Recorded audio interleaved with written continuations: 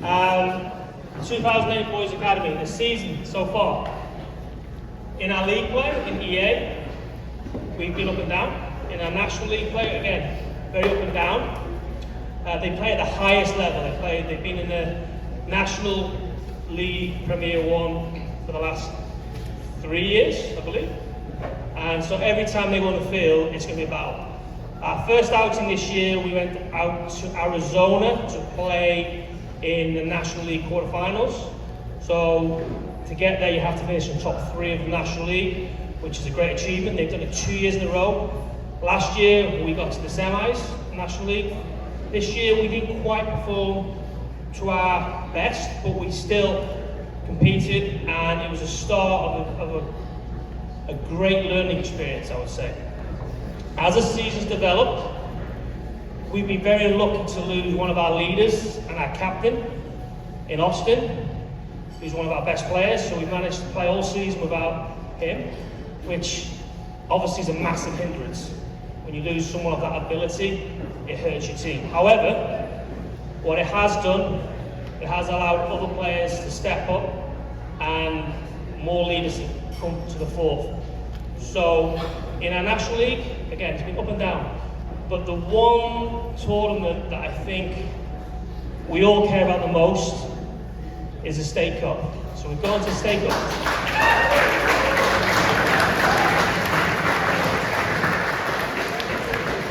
We got into the State Cup this year, as always. Now, this is one thing I said with this team. For the last 7 years, they've gone to Saginaw. So to do that is an almost impossible task. So from the first outing as Junior State Cup in 2011 to the U17 State Cup, they've always qualified for the quarterfinals, which is a fantastic achievement. So round of applause.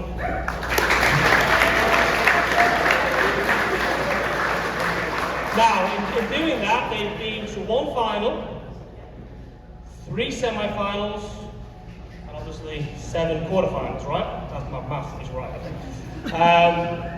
Today, actually, let's take a step backwards.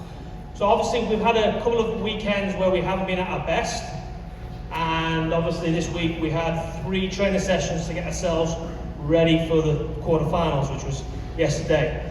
In our league, in our group play, we killed it. We won every game. I think we scored 16 and conceded 3 in a very competitive bracket. And obviously, that's the first time I think they've ever had plain sailing through a group. There's always been a little bump in the road to get there. So it was a fantastic achievement. But like I said, we've had a bit of a bad couple of weeks. So Monday, went to training. I was a little bit worried how they were going to react. But on Monday, I had a feeling, it was going to be a good weekend because just the way they work and training. And then it gets to Wednesday, the intensity got even more. And then on Thursday, I was pretty convinced that I'll be standing here today knowing that they are going to be in the State Cup final, which they are. So congratulations, boys, State Cup finalists.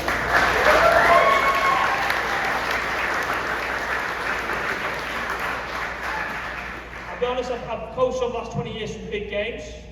Quarterfinals, finals, State Cup, high school, regional finals, district finals. And I think I'd never been so calm in a semi-final in my life. I just knew once we took the lead, the discipline and how they defended as a group, not as individuals, a total team. I was relaxed. I knew we were going to get through. So obviously the second goal helped quell any nerves that we had. But yeah, it was just a great day and a great achievement. I'm exhausted, I'm sure the boys are exhausted. So, but again, they're going to State Cup final, and hopefully we're going to win it. So give them another round of applause.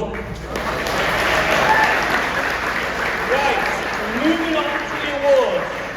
We are going to start with the attacking player of the year. Now, all boys voted for the attacking player, defensive player, and players player. So obviously, to get these awards, obviously your team care about you a lot because obviously they appreciate what you do for the team. So up first, the attacking player of the year for this year is Jake Sweet. So Jake, look.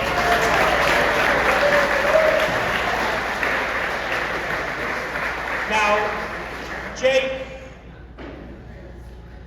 this year has just been phenomenal. I don't know how many goals he's scored. I'm sure you know. How many? 14. 14. Fantastic. And I tell you what, I can imagine you're not going to see 14 better goals. Every time he scores a goal, it's inevitably an unbelievable goal, a banger or a great. Every time he scores, it's just wow moments, and it's just great to see. What Jake's added to his game this year, I'm sure if I had Kevin Thatcher up here, he'd probably be less complimentary. He's just become harder as a person, as a competitor. He's developed physically. He leaves everything on the field now. He doesn't shout at tackles. He's just been, physically improvements out the roof. So just amazing to watch him score goals and lead our team from the front line. So 2025 tackle player of the year, Jake Sweet. Jake, unless you want to say something. Do you want to say something? Okay, so the defensive player of the year, again, voted by their teammates. So defensive player of the year this year is Jamison Doody.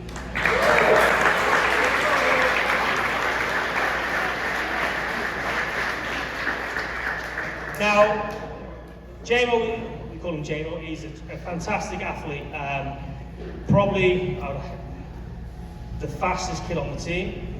And he's just, sometimes he used to be emotionally worried about how he performs. Now, what I've seen this year, he's just become really mature in his development and his composure on the game. We tried over the last couple of years changing the position because of his athleticism. We had him in midfield. We'll move him back this year to back at the back. I think it helped him long term, but now when you watch JMO play, he plays maturity, understanding of the game, makes great decisions, except for probably last minute of the game today when I asked him to put it in the corner. He didn't realise which field, he put it in the other corner of the other field, but no, it's been a fantastic year for him. I'm really pleased that he is our defender of the year. Well done, JMO.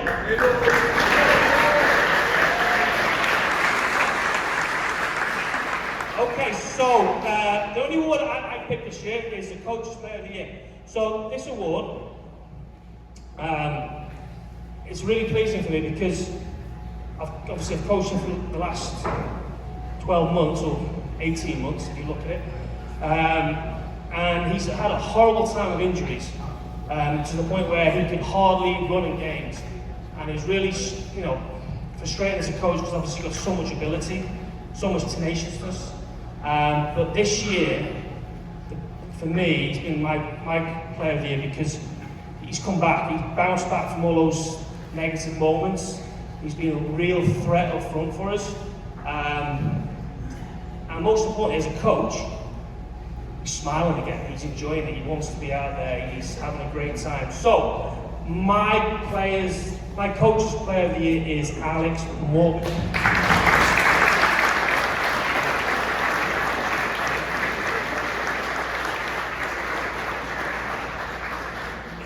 Unless you want to speak up. You want to speak? So, also Alex is very shy, but again, he's come out of his shell and he talks to me now, it's nice. Smiles, happy. Okay, so moving on. Players Player of the Year. Obviously, as all the coaches mentioned, it's the most prestigious award to win because obviously you're voted by your peers as the best player of the season. So, and again, another real success story for us. Obviously, the history of the team. We had a very exceptional player that moved on to Nashville, who was a really big part of our midfield. And then another real vital part of our midfield got injured in Austin. So we had a big void to fill. So he's played probably since up until this year as an attacking fullback, very technically good, works really hard. And now he's become a goal-scoring centre midfielder, and he scored the first goal in today's State Cup semi-final, and it was fantastic to see. So the Players Player of the Year is Adam Hill.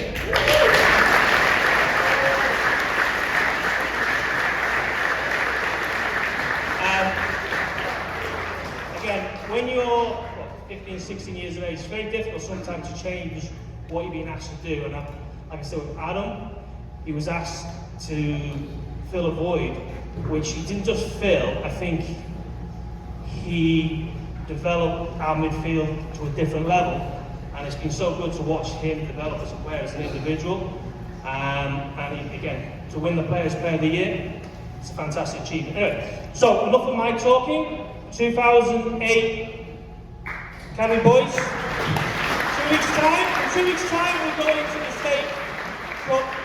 State Cup final, May 31st, 11 o'clock in Saginaw. It'd be great to see any faces up there to support us. Well done, boys.